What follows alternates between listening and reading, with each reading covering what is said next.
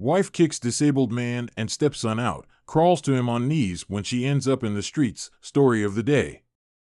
When Ethan's hand is amputated after a workplace accident, he loses his job. His wife kicks him out with his little son, underestimating how fate would make her beg for his help 2 years later. Ethan was a respectable man. He was 30, charming, and loyal to his late wife, Emily, who passed a year ago due to cancer. Nobody can take Emily's place. It would take a lifetime to find such a kind woman, he often thought, and refused to find love again. One day, Ethan and his 2-year-old son Ryan were on their way home from the cemetery after commemorating Emily's first death anniversary when he met a strange woman. Mississippi. "Miss, hey, are you okay?" He ran to her rescue. One of her shoe heels got stuck in the gap of a storm grate. The woman was embarrassed and had to discard her damaged footwear. "I'm all right," laughed the lady as she stood embarrassed without one shoe. When you betray others, be prepared to be betrayed in return.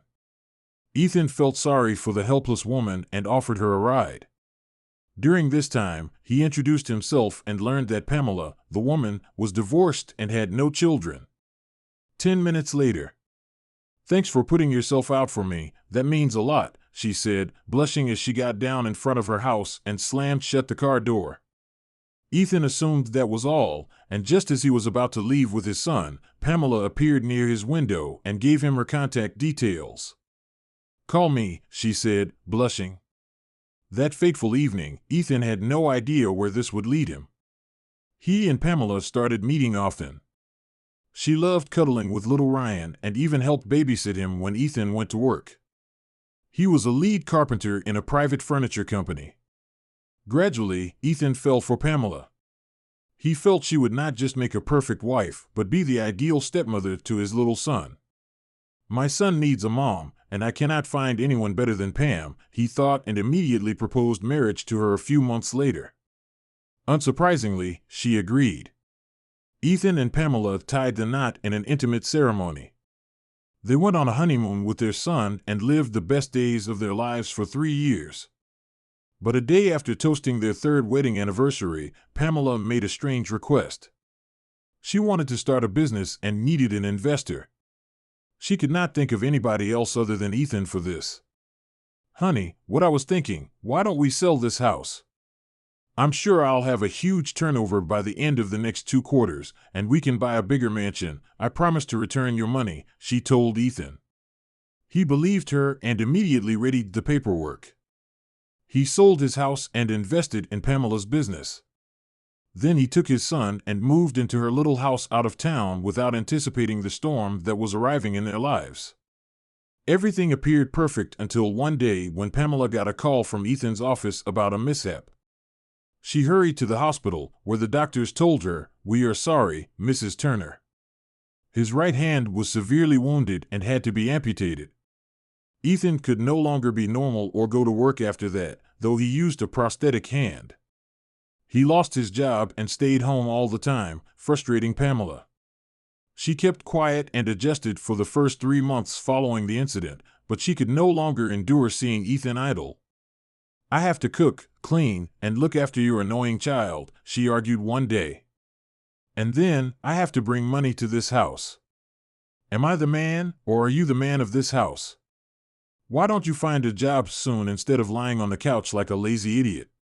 Pamela's words disheartened Ethan.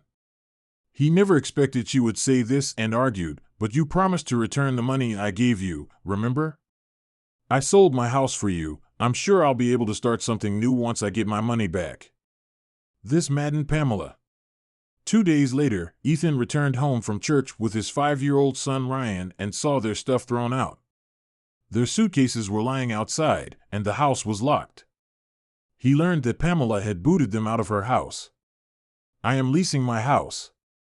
You and your son take your things and leave," she told him. But Pam, where will we go? We have nowhere, and I sold my house for you," Ethan exclaimed. She replied, "I don't care.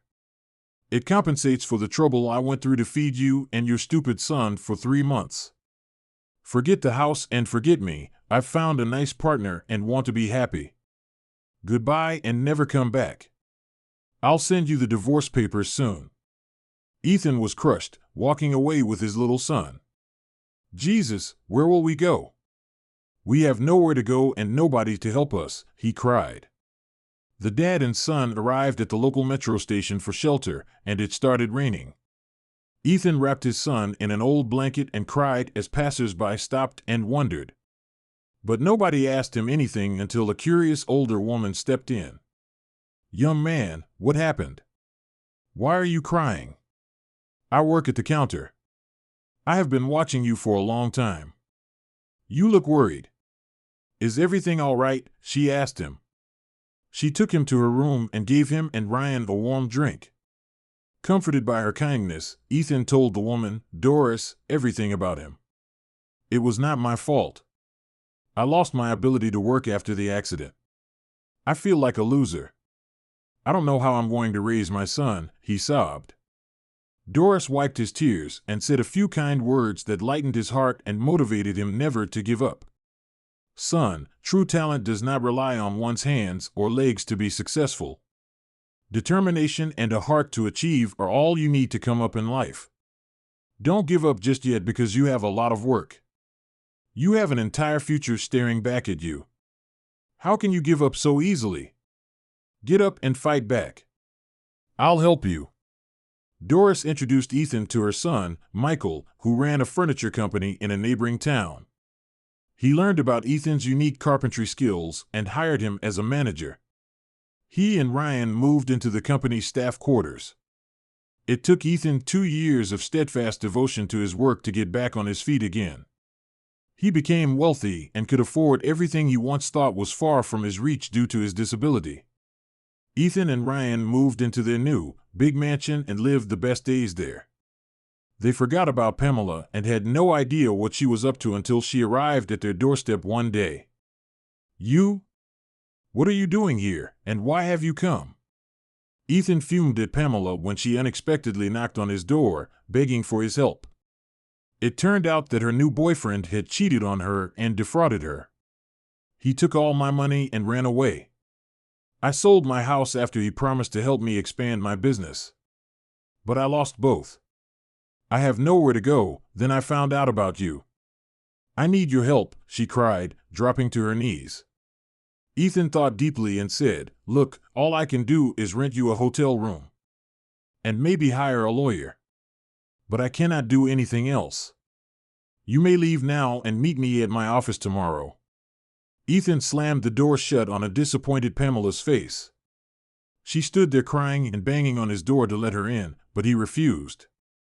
Ethan was determined not to trust her again to preserve the newfound peace and happiness in his life. He and Ryan never looked back at their past and had nothing to do with Pamela again. Compassion heals a broken heart.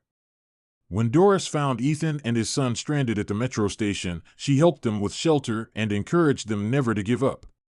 When you betray others, be prepared to be betrayed in return. Pamela cheated on Ethan and kicked him out with his son. Ultimately, karma hit back when she landed on the street after her new boyfriend defrauded her and fled.